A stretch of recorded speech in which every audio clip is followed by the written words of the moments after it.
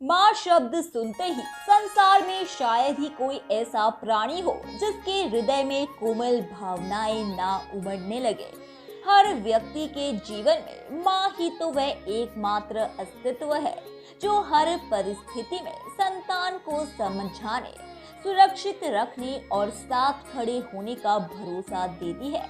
जन्म के बाद माँ के आंचल में स्वयं को सबसे सुरक्षित मानने वाला शिशु समय के साथ अधेड़ या वृद्ध हो जाए तब भी माँ की गोद उसके लिए वैसी ही अमूल्य बनी रहती है। ऐसी मातृशक्ति जगत जननी माँ गंगा ने अपने ही 7 पुत्रों को मौत के घाट उतार दिया था। बात अविश्वसनीय लगती है पर महाभारत में इस कथा का उल्लेख मिलता है। जी हाँ, कहते हैं कि गंगा देवी के पिता का नाम हिमालय है जो पार्वती के पिता भी है।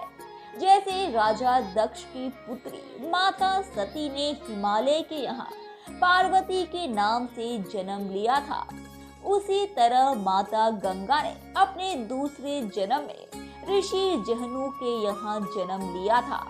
ये भी कहा जाता है कि गंगा का जन्म ब्रह्मा के कमंडल से हुआ था। मतलब ये कि गंगा नामक एक नदी का जन्म एक अन्य कथा के अनुसार ब्रह्मा जी ने विष्णु जी के चरणों को आदर सहित धोया और उस जल को अपने कमंडल में एकत्र कर लिया।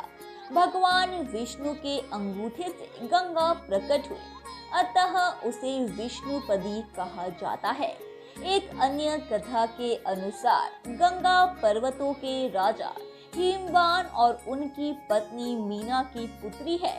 इस प्रकार वे देवी पार्वती की बहन भी है। कुछ जगहों पर उन्हें ब्रह्मा के कुल का बताया गया है।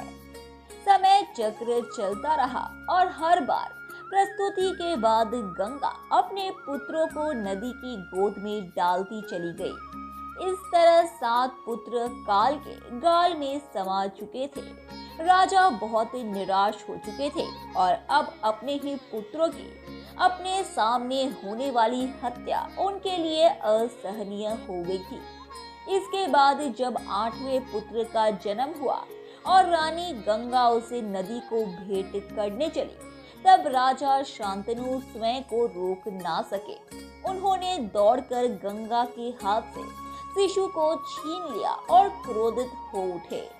गंगा द्रवित हो उठी। उन्होंने राजा पर क्रोध नहीं किया। गंगा ने कहा कि महाराज, आपने अपना वचन तोड़ दिया, तो अब मुझे आपका परित्याग करना होगा। जाने से पहले मन में उमड़ रहे प्रश्नों का उत्तर अवश्य दूंगी। आप यही जानना चाहते हैं ना कि माँ होकर भी मैंने अपने ही पुत्रों का जीवन क्यों छीना? तो सुनिए महाराज, कोई भी माँ अपनी ही संतान को कभी सहर्ष मृत्यु नहीं दे सकती, लेकिन साथ ही ये भी सच है कि कोई भी माँ अपनी संतान को तिल तिल मरते नहीं देख सकती। मैं अपनी संतानों का भविष्य जानती थी। मेरे 8 पुत्र शापित यक्ष है। इनका जन्म ही हर पल दुख सहने के लिए हुआ था।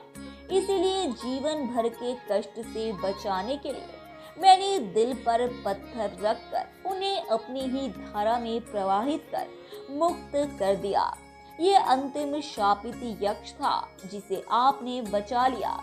आज अगर आप चुप रह जाते तो हमारा 9वां पुत्र पूरे संसार के लिए वरदान होता, लेकिन भाग्य का लिखा कौन बदल सकता है।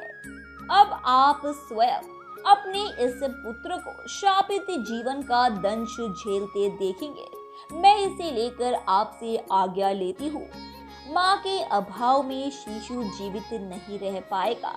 इसे आपके वंश के अनुसार योग्य बनाकर आपको वापस लौटाऊंगी। ऐसा वचन देकर माँ गंगा नवजात शिशु को लेकर अपने लोक चली गई। आगे चलकर यही शिशु पिता महाभीष्म बना, जिन्हें कभी कोई सांसारिक सुख प्राप्त नहीं हुआ, बल्कि हर कदम पर दुख ही दुख झेलकर वे कठिन मृत्यु को प्राप्त हुए। धन्यवाद दोस्तों। उम्मीद है कि आपको हमारे द्वारा बताई गई जानकारी काफी पसंद आई होगी। इसीलिए ऐसे ही रोचक तथ्यों और रहस्यों को जानते रहने के लिए हमारे चैनल को सब्सक्राइब करें। अपनी प्रतिक्रिया कमेंट बॉक्स में दें, उसे लाइक करें और अपने दोस्तों रिश्तेदारों को भी इस जानकारी से रूबरू कराने के लिए हमारे इस चैनल को ज्यादा से ज्यादा शेयर करें। धन्यवाद।